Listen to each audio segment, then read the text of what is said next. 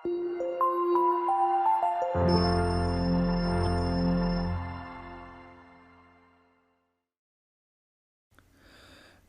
ಸ್ನೇಹಿತರೆ, ಅಮೋಘ ವರ್ಷ ಕೋಚಿಂಗ್ ಸೆಂಟರ್ ಯೂಟ್ಯೂಬ್ ಚಾನಲ್ಗೆ ನಿಮಗೆಲ್ಲ ಸ್ವಾಗತ.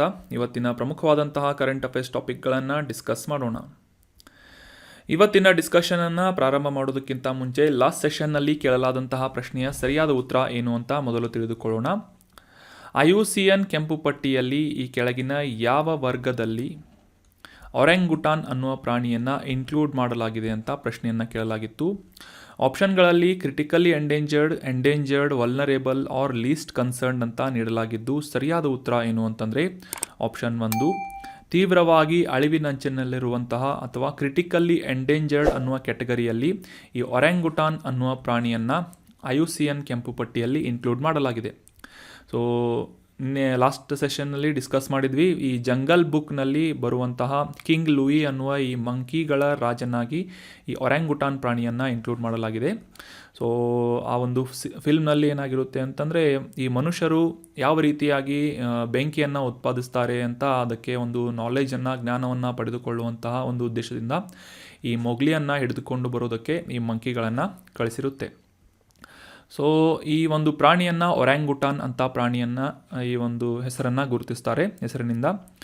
ಮುಖ್ಯವಾಗಿ ಇದರಲ್ಲಿ 3 ರೀತಿಯಾದಂತಹ ಒಂದು ಪ್ರಜಾತಿಗಳನ್ನು ಅಥವಾ ಜಾತಿಗಳನ್ನು ಡಿವೈಡ್ ಮಾಡಲಾಗಿದ್ದು, ಬೋರ್ನಿಯನ್ ಒರೆಂಗುಟಾನ್, ಸುಮಾತ್ರನ್ ಒರೆಂಗುಟಾನ್, ತಪನುಲಿ ಒರೆಂಗುಟಾನ್ ಅಂತ ಈ ರೀತಿಯಾದಂತಹ 3 ಕ್ಯಾಟಗರೀಸ್ಗಳನ್ನು world wide fund for nature ಅಥವಾ WWF ಅನ್ನುವ ಈ ಒಂದು ಸಂಸ್ಥೆಯಿಂದ ಮಾಡಲಾಗಿದೆ. ಇವು ಸಾಮಾನ್ಯವಾಗಿ 50 ವರ್ಷಗಳವರೆಗೆ ಬದುಕಬಲ್ಲಂತಹ ಪ್ರಾಣಿಯಾಗಿದ್ದರೂ ಸಹ ಈ ಒರೆಂಗುಟಾನ್ ಹೆಣ್ಣು ಪ್ರಾಣಿ ಅಥವಾ ಹೆಣ್ಣು ಜಾತಿಯ ಪ್ರಾಣಿ ಏನಿದೆ, ಇದು 5 ರಿಂದ 10 ವರ್ಷಗಳಿಗೊಮ್ಮೆ ಮಾತ್ರ ಜನ್ಮ ನೀಡುವಂತಹ ಒಂದು ಕಾರಣಕ್ಕಾಗಿ ಈ ಸಂತಾನೋತ್ಪತ್ತಿ ಅಥವಾ ಈ ರೀಪ್ರೊಡಕ್ಷನ್ ರೇಟ್ ಏನಿದೆ ಸಾಕಷ್ಟು ಕಡಿಮೆ ಇರುವಂತಹ ಒಂದು ವಿಷಯವನ್ನು ನಾವು ಅಂಡರ್ಸ್ಟ್ಯಾಂಡ್ ಮಾಡ್ಕೋಬೇಕಾಗಿದೆ. ಅದೇ ರೀತಿಯಾಗಿ ಈ ಪೋಚಿಂಗ್ ಆಗಿರ್ಬೋದು, ಇವುಗಳನ್ನು ಕಳ್ಳ ಸಾಗಾಣಿಕೆ ಮಾಡುವುದಾಗಿರ್ಬೋದು, ಈ ರೀತಿಯಾದಂತಹ ಅಕ್ರಮ ಚಟುವಟಿಕೆಗಳಿಂದ ಕೂಡ ಈ ಒರೆಂಗುಟಾನ್ ಅನ್ನುವ ಪ್ರಾಣಿ ಸಾಕಷ್ಟು ಇವುಗಳ ಸಂಖ್ಯೆಯಲ್ಲಿ ಸಾಕಷ್ಟು ಕ್ಷೀಣತೆಯನ್ನು ನಾವು ಇತ್ತೀಚಿನ ದಿನಗಳಲ್ಲಿ ಕಾಣ್ತಾ ಇದ್ದೇವೆ. ಇದೇ ಒಂದು ಕಾರಣಕ್ಕಾಗಿ IUCN ಕೆಂಪು ಪಟ್ಟಿಯಲ್ಲಿ ಅಥವಾ international union for conservation of nature ಅನ್ನುವ ಈ ಒಂದು ಸಂಸ್ಥೆಯಿಂದ ನಿರ್ಧಾರ ಮಾಡಲಾಗುವಂತಹ ರೆಡ್ ಲಿಸ್ಟ್ ಅಥವಾ ಕೆಂಪು ಪಟ್ಟಿಯಲ್ಲಿ ಇದನ್ನು ಕ್ರಿಟಿಕಲಿ ಎಂಡೇಂಜರ್ಡ್, ತೀವ್ರವಾಗಿ ಅಪಾಯದಲ್ಲಿರುವಂತಹ ಅಥವಾ ಅಳಿವಿನಂಚಿನಲ್ಲಿರುವಂತಹ ಪ್ರಾಣಿ ಅಂತ ಗುರುತಿಸಲಾಗುತ್ತೆ. So that was about brief information of orangutan. Answer ಮಾಡಿದಂತಹ ಕಮೆಂಟ್ ಬಾಕ್ಸ್ನಲ್ಲಿ ಕಮೆಂಟ್ ಮಾಡಿದಂತಹ ಎಲ್ಲ ಸ್ಟೂಡೆಂಟ್ಸ್ಗಳಿಗೆ ಕಂಗ್ರ್ಯಾಚುಲೇಷನ್ಸ್, ವೆಲ್ ಡನ್. ಇದೇ ರೀತಿಯಾಗಿ ಡಿಸ್ಕಷನ್ನಲ್ಲಿ ಭಾಗವಹಿಸ್ತಾ ಇರಿ, ನಿಮ್ಮ ಆನ್ಸರ್ಗಳನ್ನು ಕಮೆಂಟ್ ಮಾಡ್ತಾ ಇರಿ ಅಂತ ಹೇಳ್ತಾ ಇವತ್ತಿನ ಪ್ರಶ್ನೆ ಏನು ಅಂತ ನೋಡೋಣ. ಈ ಕೆಳಗಿನ ಯಾವ ಜಲಸಂಧಿ ಗಲ್ಫ್ ಆಫ್ ಪರ್ಷಿಯಾ ಮತ್ತು ಗಲ್ಫ್ ಆಫ್ ಓಮನ್ಗಳನ್ನು ಸಂಪರ್ಕಿಸುತ್ತದೆ ಅಂತ ಪ್ರಶ್ನೆ ಇದೆ. Which of this strait connects between gulf of Persia and gulf of Oman? So ಆಪ್ಷನ್ಗಳಲ್ಲಿ ಬಾಬ್ ಎಲ್ ಮಂಡಪ್ ಅನ್ನುವ ಜಲಸಂಧಿ, ಆಪ್ಷನ್ 2 ಹಾರ್ಮುಜ್ ಜಲಸಂಧಿ, ಆಪ್ಷನ್ 3 ಜಿಬ್ರಾಲ್ಟರ್ ಜಲಸಂಧಿ ಅಥವಾ ಆಪ್ಷನ್ 4 ಡೋವರ್ ಜಲಸಂಧಿ ಅಂತ ಇದೆ. ಈ 4 ಆಪ್ಷನ್ಗಳನ್ನು ನೀಡಲಾಗಿದ್ದು, ಈ 4 ಆಪ್ಷನ್ಗಳಲ್ಲಿರುವಂತಹ ಯಾವ ಜಲಸಂಧಿಯ ಮೂಲಕ ಗಲ್ಫ್ ಆಫ್ ಪರ್ಷಿಯಾ ಮತ್ತು ಗಲ್ಫ್ ಆಫ್ ಓಮನ್ಗಳನ್ನು ಕನೆಕ್ಟ್ ಮಾಡಲಾಗುತ್ತೆ ಅಂತ ತಿಳಿದುಕೊಂಡು ಕಮೆಂಟ್ ಬಾಕ್ಸ್ನಲ್ಲಿ ಕಮೆಂಟ್ ಮಾಡಿ. ಮುಂದಿನ ಸೆಷನ್ನಲ್ಲಿ ಇದರ ಡೀಟೇಲ್ ಆದಂತಹ ಮ್ಯಾಪಿಂಗ್ ಡೀಟೇಲ್ಸ್ಗಳನ್ನು ಅಂಡರ್ಸ್ಟ್ಯಾಂಡ್ ಮಾಡಿಕೊಳ್ಳೋದರೊಂದಿಗೆ ಆನ್ಸರನ್ನು ಕೂಡ ತಿಳಿದುಕೊಳ್ಳೋಣ. ಇನ್ನು ಇವತ್ತಿನ ಮೊದಲನೇ ಆರ್ಟಿಕಲ್ಗೆ ಸಂಬಂಧಪಟ್ಟಂತಹ ಒಂದು ಕಾಂಟೆಕ್ಸ್ಟನ್ನು ಮೊದಲಿಗೆ ಅರ್ಥ ಮಾಡ್ಕೊಳ್ಳೋದಾದರೆ, ಟಾಟಾ ಪ್ಲೇ ಅನ್ನುವ ಈ ಒಂದು ಸ್ಯಾಟಲೈಟ್ ಮೂಲಕ ಲಾಂಚ್ ಮಾಡುವಂತಹ, ಬ್ರಾಡ್ಕಾಸ್ಟ್ ಮಾಡುವಂತಹ ಒಂದು ಕಂಪನಿಯಾಗಿದೆ. ಇದು ಸ್ಯಾಟಲೈಟ್ ಟೆಲಿಕಮ್ಯುನಿಕೇಷನ್ TV ಅಂತ, ಟೆಲಿವಿಷನ್ ಅಂತ ನಾವು ಅಂಡರ್ಸ್ಟ್ಯಾಂಡ್ ಮಾಡ್ಕೋಬೋದು, ಅಥವಾ DTH ಅಂತ, ಡೈರೆಕ್ಟ್ ಟು ಹೋಮ್ ಕಂಪನಿ ಅಂತ ಕೂಡ ಇದನ್ನು ಗುರುತಿಸಲಾಗುತ್ತದೆ. ಈ ಒಂದು ಸಂಸ್ಥೆಯ ಈ ಒಂದು ಕಮ್ಯುನಿಕೇಷನ್ಗೆ ಸಂಬಂಧಪಟ್ಟಂತಹ ಒಂದು ಕೆಪ್ಯಾಸಿಟಿಯನ್ನು ಮತ್ತು ಅದರ ಒಂದು ಸಾಮರ್ಥ್ಯವನ್ನು ಇಂಪ್ರೂವ್ ಮಾಡುವಂತಹ ನಿಟ್ಟಿನಲ್ಲಿ, ಸುಮಾರು 50% ಇಂಪ್ರೂವ್ ಮಾಡುವಂತಹ ನಿಟ್ಟಿನಲ್ಲಿ 24 ಹೊಸ KU ಬ್ಯಾಂಡ್ ಟ್ರಾನ್ಸ್ಪಾಂಡರ್ಸ್ಗಳನ್ನು ಈ ಒಂದು GSAT-24 ಅನ್ನುವ ಸ್ಯಾಟಲೈಟ್ ಮುಖಾಂತರ ನ್ಯೂ ಸ್ಪೇಸ್ ಇಂಡಿಯಾ ಲಿಮಿಟೆಡ್ನಿಂದ ಲಾಂಚ್ ಮಾಡಲಾಗಿದೆ. ಈ ಒಂದು ಲಾಂಚ್ ಮಾಡಲಿಕ್ಕೆ ಬಳಸಲಾದಂತಹ ರಾಕೆಟ್ನ ಹೆಸರು ಏನು ಅಂತಂದರೆ ಅರಿಯಾನಾ 5 ರಾಕೆಟ್ ಅಂತ ಈ ಒಂದು ರಾಕೆಟ್ನ ಹೆಸರಾಗಿದೆ. ಸೊ ಇಸ್ರೋದಿಂದ ಡೆವಲಪ್ ಮಾಡಲಾದಂತಹ ಈ ಒಂದು GSAT-24 ಅನ್ನುವ ಈ ಒಂದು ಸ್ಯಾಟಲೈಟನ್ನು ಲಾಂಚ್ ಮಾಡಲಾಗಿದೆ. ಇದರ ಮುಖ್ಯ ಉದ್ದೇಶ ಏನು ಅಂತಂದರೆ ಟಾಟಾ ಪ್ಲೇ ಅನ್ನುವ ಈ ಒಂದು DTH ಕಂಪನಿಗೆ ಅದರ ಒಂದು ಸಾಮರ್ಥ್ಯವನ್ನು ಇಂಪ್ರೂವ್ ಮಾಡುವಂಥ ನಿಟ್ಟಿನಲ್ಲಿ 24 KU ಬ್ಯಾಂಡ್ ಟ್ರಾನ್ಸ್ಪಾಂಡರ್ಗಳನ್ನು ಇದರಲ್ಲಿ ಅಳವಡಿಸಲಾಗಿದೆ ಅಂತ ನ್ಯೂಸ್ನಲ್ಲಿ ಪಬ್ಲಿಷ್ ಆಗಿತ್ತು. ಸೊ ಈ ಟ್ರಾನ್ಸ್ಪಾಂಡರ್ಸ್ಗಳು ಅಂದರೆ ಏನು ಅಂತ ಮೊದಲಿಗೆ ಅರ್ಥ ಮಾಡ್ಕೋಣ. ಟ್ರಾನ್ಸ್ಪಾಂಡರ್ಸ್ ಅಂತಂತಂದರೆ ಮುಖ್ಯವಾಗಿ ಈ ಟೆಲಿವಿಷನ್ ಬ್ರಾಡ್ಕಾಸ್ಟಿಂಗ್ಗೆ ಸಂಬಂಧಪಟ್ಟಂತೆ ಅಥವಾ ಇಂಟರ್ನೆಟ್ ಸೌಲಭ್ಯಕ್ಕೆ ಸಂಬಂಧಪಟ್ಟಂತೆ ಅದರ ಒಂದು ವ್ಯಾಪ್ತಿಯನ್ನು ಅಥವಾ ಬ್ಯಾಂಡ್ ವಿಡ್ತನ್ನು ಇಂಪ್ರೂವ್ ಮಾಡುವಂಥ ನಿಟ್ಟಿನಲ್ಲಿ ಈ C ಬ್ಯಾಂಡ್ ಅಥವಾ KU ಬ್ಯಾಂಡ್ ಟ್ರಾನ್ಸ್ಪಾಂಡರ್ಸ್ಗಳು ಅಂತ ಉಪಯೋಗಿಸಲಾಗುತ್ತದೆ. ಇದರಲ್ಲಿ KU ಬ್ಯಾಂಡ್ ಟ್ರಾನ್ಸ್ಪಾಂಡರ್ಗಳು ಸಾಮಾನ್ಯವಾಗಿ 12ರಿಂದ 18 GHz ವರೆಗೆ ರೇಡಿಯೋ ಫ್ರೀಕ್ವೆನ್ಸಿಯಲ್ಲಿ ಕಾರ್ಯನಿರ್ವಹಿಸುವಂತಹ ಒಂದು ಲೆವೆಲ್ಗೆ ಅಥವಾ ಒಂದು ಮಟ್ಟಕ್ಕೆ ಉಪಗ್ರಹವನ್ನು ಕೊಂಡೊಯ್ದು ಆ ಒಂದು ಪ್ರದೇಶದಲ್ಲಿ ಪಾರ್ಕಿಂಗ್ ಸೌಲಭ್ಯವನ್ನು ಒದಗಿಸುವಲ್ಲಿ ಈ ಟ್ರಾನ್ಸ್ಪಾಂಡರ್ಸ್ಗಳು ಅಥವಾ ಈ KU ಟ್ರಾನ್ಸ್ಪಾಂಡರ್ಸ್ಗಳು ಕೆಲಸವನ್ನು ಮಾಡುತ್ತೆ. ಮತ್ತೊಮ್ಮೆ ರಿಪೀಟ್ ಮಾಡ್ತೀನಿ, 12ರಿಂದ 18 GHz ರೇಡಿಯೋ ಫ್ರೀಕ್ವೆನ್ಸಿಯಲ್ಲಿ ಕಾರ್ಯನಿರ್ವಹಿಸಲು ಆ ಒಂದು ಉಪಗ್ರಹಕ್ಕೆ ಸೌಲಭ್ಯವನ್ನು ಒದಗಿಸುವಂಥ ನಿಟ್ಟಿನಲ್ಲಿ ಸಹಾಯ ಮಾಡುವಂತಹ ಸಾಧನಗಳನ್ನು ಟ್ರಾನ್ಸ್ಪಾಂಡರ್ಸ್ಗಳು ಅಂತ ಕರೆಯಲಾಗುತ್ತೆ. ಇತ್ತೀಚೆಗೆ ಈ ಇನ್ಸ್ಪೇಸ್ ಅನ್ನುವ ಸಂಸ್ಥೆಯಿಂದ GSAT-24 ಈ ಒಂದು ಸ್ಯಾಟಲೈಟನ್ನು ಲಾಂಚ್ ಮಾಡುವುದರ ಮೂಲಕ ಟಾಟಾ ಪ್ಲೇ ಕಂಪನಿಯ 24 KU ಬ್ಯಾಂಡ್ ಟ್ರಾನ್ಸ್ಪಾಂಡರ್ಸ್ಗಳನ್ನು ಉಡಾಯಿಸಲಾಗಿದೆ ಅಂತ ನ್ಯೂಸ್ನಲ್ಲಿ ನಾವು ಓದಿದ್ವಿ. ಸೊ ಹೀಗಾಗಿ ಈ ಒಂದು ಕಾರ್ಯವನ್ನು ನಿರ್ವಹಿಸಿದಂತಹ ಇನ್ಸ್ಪೇಸ್ ಅನ್ನುವ ಈ ಒಂದು ಹೊಸ ಸಂಸ್ಥೆಯ ಬಗ್ಗೆ, ಹೊಸ ಅಂತಂದರೆ ರೀಸೆಂಟಾಗಿ ಇದನ್ನು ಲಾಂಚ್ ಮಾಡಲಾಗಿದೆ. ಸೊ ಇನ್ಸ್ಪೇಸ್ ಅನ್ನುವ ಈ ಒಂದು ಸಂಸ್ಥೆಯ ಕುರಿತಾದಂತಹ ಕೆಲವೊಂದಿಷ್ಟು ಬೇಸಿಕ್ ಇನ್ಫಾರ್ಮೇಷನ್ಗಳನ್ನು ಮತ್ತು ಈ ಸಂಸ್ಥೆಯನ್ನು ಸ್ಥಾಪನೆ ಮಾಡುವಂತಹ ಉದ್ದೇಶ ಏನು ಅಂತ ಕ್ಲಿಯರ್ ಆಗಿ ಅಂಡರ್ಸ್ಟ್ಯಾಂಡ್ ಮಾಡ್ಕೊಳ್ಳೋಕ್ಕೆ ಪ್ರಯತ್ನವನ್ನು ಪಡೋಣ. ಇನ್ಸ್ಪೇಸ್ ಅಂತಂದರೆ Indian National Space Promotion and Authorisation Centre ಅಂತ. ಮತ್ತೊಮ್ಮೆ ರಿಪೀಟ್ ಮಾಡ್ತೀನಿ, ಇದರ full form Indian National Space Promotion and Authorisation Centre ಅಂತ ಇನ್ಸ್ಪೇಸ್ ಇದರ ಮುಖ್ಯವಾದಂತಹ ಫುಲ್ ಫಾರ್ಮ್ ಆಗಿದೆ. ಇದು ಡಿಪಾರ್ಟ್ಮೆಂಟ್ ಆಫ್ ಸ್ಪೇಸ್ ಅಥವಾ ಬಾಹ್ಯಾಕಾಶ ಇಲಾಖೆ ಕೇಂದ್ರದ ಈ ಡಿಪಾರ್ಟ್ಮೆಂಟ್ ಆಫ್ ಸ್ಪೇಸ್ನಲ್ಲಿ ಕೆಲಸ ಮಾಡುವ, ಅದರ ಅಡಿಯಲ್ಲಿ ಕೆಲಸ ಮಾಡುವಂತಹ ಇಂಡಿಪೆಂಡೆಂಟ್ ಆದಂತಹ ಮತ್ತು ಸಿಂಗಲ್ ವಿಂಡೋ ಸ್ವತಂತ್ರ ಮತ್ತು ನೋಡಲ್ ಏಜೆನ್ಸಿಯಾಗಿ ಕಾರ್ಯವನ್ನು ನಿರ್ವಹಿಸುತ್ತಾ ಇದೆ. ಈ ಒಂದು ಸಂಸ್ಥೆಯನ್ನು ಸ್ಥಾಪನೆ ಮಾಡುವಂತಹ ಮುಖ್ಯ ಉದ್ದೇಶ ಏನು ಅಂತ ತಿಳ್ಕೊಳ್ಳೋದಾದರೆ, ಈ ಬಾಹ್ಯಾಕಾಶ ಸಂಶೋಧನೆಗೆ ಸಂಬಂಧಪಟ್ಟಂತೆ ಯಾವ ರೀತಿಯಾಗಿ ಸರ್ಕಾರದಿಂದ ನೇಮಿಸಲಾದಂತಹ ಇಸ್ರೋ ಕಂಪನಿಯಿಂದ ಕಾರ್ಯವನ್ನು ನಿರ್ವಹಿಸಲಾಗುತ್ತೆ, ಅದೇ ರೀತಿಯಾಗಿ ಈ ಸರ್ಕಾರೇತರ ಕಂಪನಿಗಳು ಅಥವಾ ಈ ಖಾಸಗಿ ಕಂಪನಿಗಳು ಕೂಡ ಈ ಬಾಹ್ಯಾಕಾಶ ಸಂಶೋಧನೆಯಲ್ಲಿ ತೊಡಗುವಂತೆ ಪ್ರೋತ್ಸಾಹವನ್ನು ನೀಡುವಂತಹ ಉದ್ದೇಶದಿಂದ ಮತ್ತು ಈ ಬಾಹ್ಯಾಕಾಶ ಸಂಶೋಧನೆಯಲ್ಲಿ ಇಂಟ್ರೆಸ್ಟ್ ಇರುವಂತಹ ಈ ಸರ್ಕಾರೇತರ ಅಥವಾ ಖಾಸಗಿ ಕಂಪನಿಗಳಿಗೆ ಒಂದು ಮೂಲ ಸೌಕರ್ಯವನ್ನು ಒದಗಿಸುವಂತಹ ನಿಟ್ಟಿನಲ್ಲಿ, ಆ ಒಂದು ಪ್ರಕ್ರಿಯೆಯನ್ನು ಸುಗಮಗೊಳಿಸುವಂತಹ ನಿಟ್ಟಿನಲ್ಲಿ, ಬಾಹ್ಯಾಕಾಶ ವಲಯದ ಸುಧಾರಣೆಯನ್ನು ತರುವಂತಹ ನಿಟ್ಟಿನಲ್ಲಿ ಕೆಲಸವನ್ನು ನಿರ್ವಹಿಸುವಂತಹ ಸಂಸ್ಥೆ ಈ ಇನ್ಸ್ಪೇಸ್ ಅನ್ನುವ ಸಂಸ್ಥೆಯಾಗಿದೆ. ಸೊ ಆಲ್ರೆಡಿ ಡಿಸ್ಕಸ್ ಮಾಡಲಾದ ಹಾಗೆ ಈ ಬಾಹ್ಯಾಕಾಶ ಚಟುವಟಿಕೆಗಳಲ್ಲಿ ಸಂಬಂಧಪಟ್ಟಂತೆ ಆ ಒಂದು ಸರ್ಕಾರೇತರ ಘಟಕಗಳನ್ನು ಸಕ್ರಿಯಗೊಳಿಸಲು ಮತ್ತು ಅದನ್ನು ಮಾನಿಟರ್ ಮಾಡುವಂತಹ, ಮೇಲ್ವಿಚಾರಣೆ ಮಾಡುವಂತಹ ನಿಟ್ಟಿನಲ್ಲಿ ಇನ್ಸ್ಪೇಸ್ ಕೆಲಸವನ್ನು ಮಾಡ್ತಾ ಇದೆ. ಅಷ್ಟೇ ಅಲ್ಲದೆ ಲಾಂಚ್ ವೆಹಿಕಲ್ಗಳನ್ನು ನಿರ್ಮಾಣ ಮಾಡುವುದಾಗಿರ್ಬೋದು, ಉಪಗ್ರಹಗಳು ಮತ್ತು ಬಾಹ್ಯಾಕಾಶ ಆಧಾರಿತ ಸರ್ವಿಸಸ್ಗಳನ್ನು ಪ್ರೊವೈಡ್ ಮಾಡುವಂತಹ ನಿಟ್ಟಿನಲ್ಲಿ ಕೂಡ ಇನ್ಸ್ಪೇಸಸ್ ಅನ್ನುವ ಈ ಒಂದು ಸಂಸ್ಥೆ ಸಾಕಷ್ಟು ಅನುಕೂಲವನ್ನು ಮಾಡಿಕೊಡ್ತಾ ಇದೆ. ಈ ಡಿಪಾರ್ಟ್ಮೆಂಟ್ ಆಫ್ ಸ್ಪೇಸ್ ಕೇಂದ್ರ ಸರ್ಕಾರದ ಈ ಬಾಹ್ಯಾಕಾಶ ಇಲಾಖೆ ಮತ್ತು ಭಾರತದ ಬಾಹ್ಯಾಕಾಶ ಸಂಶೋಧನಾ ಸಂಸ್ಥೆಯಾದಂತಹ ಇಸ್ರೋದ ನಿಯಂತ್ರಣದಲ್ಲಿರುವಂತಹ ಇನ್ಸ್ಪೇಸ್ ಸದ್ಯಕ್ಕೆ ಬಾಹ್ಯಾಕಾಶ ಮೂಲ ಸೌಕರ್ಯಗಳು ಅಥವಾ ಇನ್ಫ್ರಾಸ್ಟ್ರಕ್ಚರ್ಗಳನ್ನು ಡೆವಲಪ್ ಮಾಡುವುದು, ಅಂದರೆ ಈ ಲಾಂಚ್ ವೆಹಿಕಲ್ಗಳನ್ನು ಡೆವಲಪ್ ಮಾಡಿದ್ದು ಅಂತ ನಾವು ಅಂಡರ್ಸ್ಟ್ಯಾಂಡ್ ಮಾಡ್ಕೊಂಡ್ವಿ. ಸೊ ಈ ಮೂಲ ಸೌಕರ್ಯಗಳನ್ನು ಮತ್ತು ಆ ಒಂದು ಇಸ್ರೋದಲ್ಲಿ ಇಲ್ಲಿಯವರೆಗೆ ಹೊಂದಿದಂತಹ ಎಲ್ಲ ನಾಲೆಜನ್ನು ಅಥವಾ ಆ ಒಂದು ಸೌಲಭ್ಯಗಳನ್ನು ಖಾಸಗಿ ಕಂಪನಿಗಳಿಗೂ ಕೂಡ ಲಭ್ಯವಾಗುವಂತೆ ಒಂದು ವಿತರಿಸುವಂತಹ ಅಥವಾ ಒಂದು ಸಹಾಯ ಮಾಡುವಂತಹ ಸಂಸ್ಥೆ ಇನ್ಸ್ಪೇಸ್ ಅನ್ನುವ ಸಂಸ್ಥೆಯಾಗಿದೆ. ಸೊ ಮುಖ್ಯವಾಗಿ ಇದನ್ನು ಇಸ್ರೋ ಮತ್ತು ಸರ್ಕಾರೇತರ ಸಂಸ್ಥೆಗಳ ನಡುವಿನ ಒಂದು ಇಂಟರ್ಫೇಸ್, ಮಧ್ಯವರ್ತಿಯಾದಂತಹ ಸಂಸ್ಥೆಯಾಗಿ ಇನ್ಸ್ಪೇಸನ್ನು ನಾವು ಅಂಡರ್ಸ್ಟ್ಯಾಂಡ್ ಮಾಡ್ಕೋಬೋದು. ಈ ಇಸ್ರೋ ಅಥವಾ ಭಾರತದ ಕೇಂದ್ರ ಸರ್ಕಾರದ ಅಡಿಯಲ್ಲಿ ಕೆಲಸ ಮಾಡುವಂತಹ ಈ ಬಾಹ್ಯಾಕಾಶ ಸಂಶೋಧನೆ ಹೊಂದಿರುವಂತಹ ಸಂಪನ್ಮೂಲಗಳನ್ನು ಉತ್ತಮವಾಗಿ ಬಳಸಿಕೊಳ್ಳಲು ಮತ್ತು ಆ ಒಂದು ಸೌಲಭ್ಯಗಳನ್ನು ಈ ಖಾಸಗಿ ಕಂಪನಿಗಳಿಗೂ ದೊರಕಿಸಿ ಸಮಗ್ರವಾದಂತಹ ಭಾರತದ ಈ ಬಾಹ್ಯಾಕಾಶ ಸಂಶೋಧನೆಯನ್ನು ವೃದ್ಧಿಸುವಂತಹ ನಿಟ್ಟಿನಲ್ಲಿ ಈ ಖಾಸಗಿ ಕಂಪನಿಗಳು ಕೂಡ ಭಾಗವಹಿಸಲಿ ಅಂತ ಪ್ರೋತ್ಸಾಹವನ್ನು ನೀಡುವಂತಹ ನಿಟ್ಟಿನಲ್ಲಿ ಇನ್ಸ್ಪೇಸ್ ಅನ್ನುವ ಈ ಒಂದು ಸಂಸ್ಥೆಯನ್ನು ಪ್ರಾರಂಭ ಮಾಡಲಾಗಿತ್ತು. So that was about detailed information of IN-SPACe. ಇನ್ನು ಮುಂದಿನ ಆರ್ಟಿಕಲ್ ಮಹಾನದಿ ರೀಸೆಂಟಾಗಿ ನ್ಯೂಸ್ನಲ್ಲಿತ್ತು. ಯಾಕೆ ಅಂತ ಕಾಂಟೆಕ್ಸ್ಟನ್ನು ಅರ್ಥ ಮಾಡ್ಕೊಳ್ಳೋದಾದರೆ, ಇತ್ತೀಚೆಗೆ ಸುರಿಯುತ್ತಿರುವಂತಹ ಭಾರೀ ಮಳೆಯಿಂದಾಗಿ ಈ ಮಹಾನದಿ ಡೆಲ್ಟಾ ಪ್ರದೇಶದಲ್ಲಿ, ಜಲಾನಯನ ಪ್ರದೇಶದಲ್ಲಿರುವಂತಹ ಜಿಲ್ಲೆಗಳಿಗೆ ಈ ಒಂದು ಮಧ್ಯಮ ಪ್ರಮಾಣದ ಪ್ರವಾಹ ಬರುವಂತಹ ಸಾಧ್ಯತೆ ಇದೆ ಅಂತ ಎಚ್ಚರಿಕೆಯನ್ನು ನೀಡಲಾಗಿದೆ ಅಂತ ಈ ಮಹಾನದಿ ರೀಸೆಂಟಾಗಿ ನ್ಯೂಸ್ನಲ್ಲಿ ಬಂದಿತ್ತು. ಸೊ ಹೀಗಾಗಿ ಈ ಮಹಾನದಿ ಕುರಿತಾದಂತಹ ಕೆಲವೊಂದಿಷ್ಟು ಬೇಸಿಕ್ ಇನ್ಫಾರ್ಮೇಷನ್ಗಳನ್ನು ಅಂಡರ್ಸ್ಟ್ಯಾಂಡ್ ಮಾಡ್ಕೊಳ್ಳೋಣ. ಯಾಕಂದರೆ ಎಕ್ಸಾಮ್ಗಳಲ್ಲಿ ಈ ನದಿಗಳು ಮತ್ತು ಅವುಗಳ ಟ್ರಿಬ್ಯೂಟರೀಸ್ ಅಥವಾ ಈ ಉಪನದಿಗಳ ಕುರಿತಾದಂತಹ ಮತ್ತು ಅವುಗಳ ಜಲಾನಯನ ಪ್ರದೇಶಕ್ಕೆ ಸಂಬಂಧಪಟ್ಟಂತಹ ಮಾಹಿತಿಗಳನ್ನು ಎಕ್ಸಾಮ್ನಲ್ಲಿ ಕೇಳ್ತಾ ಇರ್ತಾರೆ. ಸೊ ಹೀಗಾಗಿ ಸದ್ಯಕ್ಕೆ ಈ ಮಹಾನದಿ ಅನ್ನುವ ಈ ನದಿ ನ್ಯೂಸ್ನಲ್ಲಿರುವುದರಿಂದ ಇದಕ್ಕೆ ಸಂಬಂಧಪಟ್ಟಂತಹ ಕೆಲವೊಂದಿಷ್ಟು ಇಂಪಾರ್ಟೆಂಟ್ ಮಾಹಿತಿಗಳನ್ನು, ಅದರಲ್ಲೂ examination point of view important ಮಾಹಿತಿಗಳನ್ನು ಅಂಡರ್ಸ್ಟ್ಯಾಂಡ್ ಮಾಡ್ಕೊಳ್ಳೋದಕ್ಕೆ ಪ್ರಯತ್ನವನ್ನು ಪಡೋಣ. ಮುಖ್ಯವಾಗಿ ಛತ್ತೀಸ್ಗಢದ ಈ ಸಿಹಾವಾ ಬೆಟ್ಟಗಳ ಶ್ರೇಣಿಯಲ್ಲಿ ಉದ್ಭವಿಸುವಂತಹ ಅಥವಾ ಹುಟ್ಟುವಂತಹ ಮಹಾನದಿ ಪೂರ್ವಾಭಿಮುಖವಾಗಿ ಹರಿಯುವಂತಹ ಒಂದು ನದಿಯಾಗಿ ಗುರುತಿಸಿಕೊಳ್ಳುತ್ತದೆ. ಈಸ್ಟ್ ಅಂತ ಪೂರ್ವಾಭಿಮುಖ ಅಂತ ಮಾಡಿದ್ನಿ.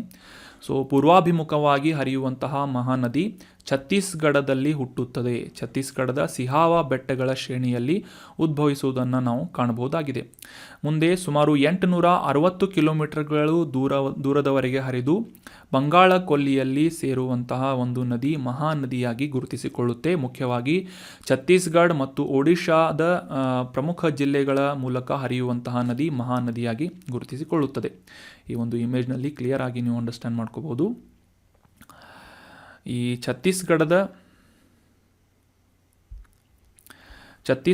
ಸಿಹಾವಾ ಬೆಟ್ಟದ ಶ್ರೇಣಿಗಳಲ್ಲಿ, ಇದು ಛತ್ತೀಸ್ಗಢ ರಾಜ್ಯ, ಸಿಹಾವಾ ಬೆಟ್ಟಗಳ ಶ್ರೇಣಿಯಲ್ಲಿ ಹುಟ್ಟಿ ಮುಂದೆ ಸಾಕಷ್ಟು ಉಪನದಿಗಳಿಂದ ನೀರನ್ನು ಪಡೆದುಕೊಂಡು ಒಡಿಶಾವನ್ನು ಎಂಟರ್ ಮಾಡಿ ಈ ಒಂದು ವಿತರಕರು ಅಥವಾ ಈ ಡಿಸ್ಟ್ರಿಬ್ಯೂಟರಿಗಳು ಅಂತ ಕರಿತೇವೆ. ಅಂದರೆ ಈ ನದಿಗೆ ಬಂದು ಸೇರುವಂತಹ ನದಿಗಳನ್ನು ಉಪನದಿಗಳು ಅಂತ ಕರೆದರೆ, ಈ ನದಿ ಮುಖ್ಯವಾದಂತಹ ನದಿ ಸ್ಪ್ಲಿಟ್ ಆಗಿ ಅಥವಾ ಡಿವೈಡ್ ಆಗಿ ಇತರ ಪ್ರಮುಖ ಕಾಲುವೆಗಳಾಗಿ ಹರಿಯುವುದನ್ನು ಈ